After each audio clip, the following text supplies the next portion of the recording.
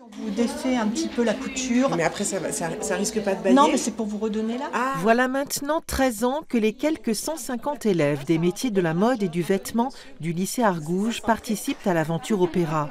Aujourd'hui, moment de stress particulier, on dévoile les premières ébauches des costumes.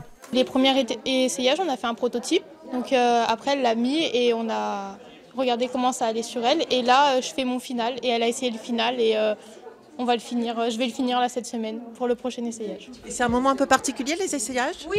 Oui, parce qu'on a un peu peur que ça aille pas et qu'on doive tout redéfaire. Mais moi, ça va, j'ai pas trop de choses à refaire. Là, cette fois-ci, on a vraiment le retour direct de Monsieur Jacques Attali.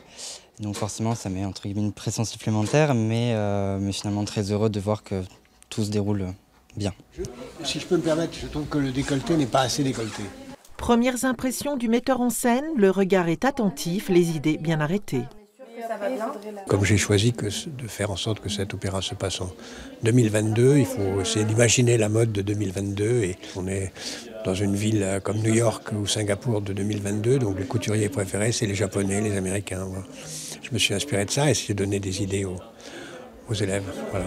Pour les élèves de BTS, l'expérience est unique. Leur travail se concrétise et dans un mois seulement, l'aboutissement sera sur scène. La production commence, forcément, il y a aussi un cran, un peu de pression au-dessus, puisque jusque-là, voilà, c'était un petit peu le travail préparatoire. Mais là, aujourd'hui, la production est là, tout le monde est là, les essayages vont être réguliers chaque semaine. Et c'est vrai que du coup, là, on sent vraiment l'aboutissement. Donc, il y a un peu plus d'énergie là à partir. En plus, comme c'est la rentrée, là, on redémarre sur des chapeaux de roue. Oui.